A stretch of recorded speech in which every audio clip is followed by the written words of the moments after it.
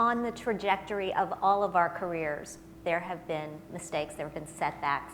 Kathy, can I ask you to talk about your time at the school board and, Sure. and what you learned from that? I think that most people here know that I was Chancellor of New York City Schools, and thanks to some reporter, was 96 days. I didn't count.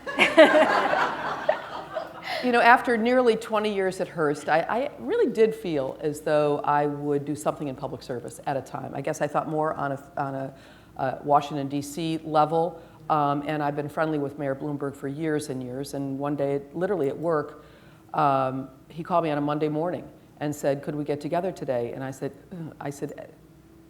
actually, I can't. It's quarterly meetings for Hearst, and it's just, you have to be here. And so he said, well, I said, how about, coffee in the morning? And he said, fine. And so I met him the next morning at 7 o'clock at his foundation offices at 78th Street. And so we, a little small talk here and there for a few minutes, and he's not a big, anything other than a small talker. And so he said, why do you think you're here? And I said, well, I'm not sure. Perhaps you're thinking of the foundation or Bloomberg Media or whatever. No. I want you to be New York City Schools Chancellor. If the chair was high as this, I would have broken my neck falling off it. It was like, what? You've got to be kidding me. And he said, no, I don't want an educator. I want a business executive. You've run very large operations. You've built budgets. You've cut staff. You've done all of the kinds of things that I want. And you're an innovator. And I was floored. And so that was it. And ironically, as I was leaving, the head of the UFT, the United Federation of Teachers, was walking in the door. And so I called my husband. I said, you're not going to believe this. And so he was so excited. And then, the mayor started sending in all these people to sort of persuade me that this was a great idea. And, I said to him, I said, look, I was raised in Chicago. I went to Catholic schools.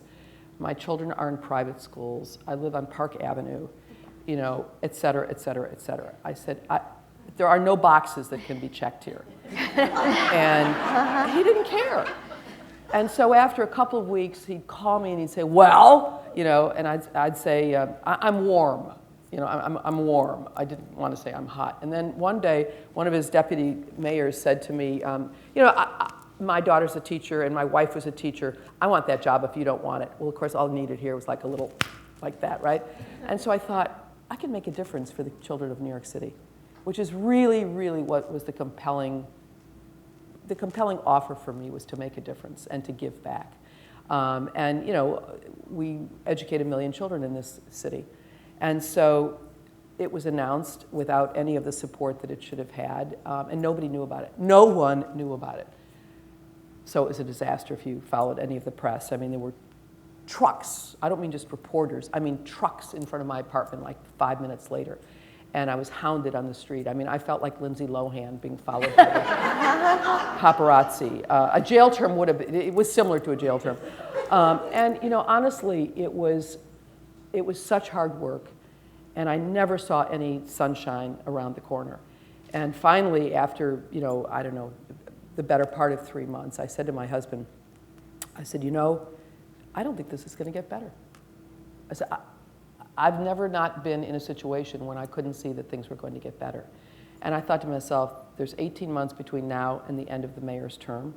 And what a lot of people forget, it doesn't matter where you live, but the resentment of his third term is very real outside of certain neighborhoods in New York City. And a lot of other things going on simultaneously. The snowstorm that you remember, they couldn't find him over Christmas, and on and on and on. And the thing that I've learned, and I've seriously but half jokingly, I've said to people, if you're ever offered an opportunity to go into public service, make sure you really understand what the outcome of that job can be, and also never go into somebody's third term. Ideally, you go in the first term. Because the first term, it's all new. You're the new team, you're going to change the world, you're going to do this, you're going to do that. You've been in Washington, By the third term, you don't have any political capital left. You've called in all the favors, it's all been done, there's no money, there's no this, there's no that. So anyway, I said to my husband, I don't know what to do. I've never quit anything in my life, and I really have never been fired. And so I was tossing and turning for about 2 weeks. And the phone rings one morning early in the office, and the Department of Education is literally it abuts City Hall. I mean, 2 minutes away, and it's with the mayor. So I called my husband back and I said, well, actually, I'm on my way over to get fired right now. And honestly, we'd been invited to a big party in Italy a few weeks later, and my CFO, or the CFO, had sort of said to me, it's graduation time, you'll have 1 million speeches, and we can't exactly say that you're in Italy, it's just not good. And so the mayor was very, very kind and very nice. He just said, look, I thought this would be great. It's just not working out. I said, believe me, I understand. Thank you. He said, what can I do for you? I said, honestly, nothing. I didn't want him calling Frank Bennick, the CEO of Hearst, bring Kathy back. I said, look, I'll just build a new life. And I called my husband and I said, well, we're going to Italy. Like tomorrow. So we did go to Italy, and we actually went to France, and we were away for about a month, and I came back, and I spent the next 6 months or so thinking, how do I reinvent Kathy? So that was a failure. I mean, it just never occurred to me that I couldn't succeed in that position. But I still would suggest to anybody, if you have the opportunity, but you have to be bold, and you have to have the guts to do it, and it may not work out.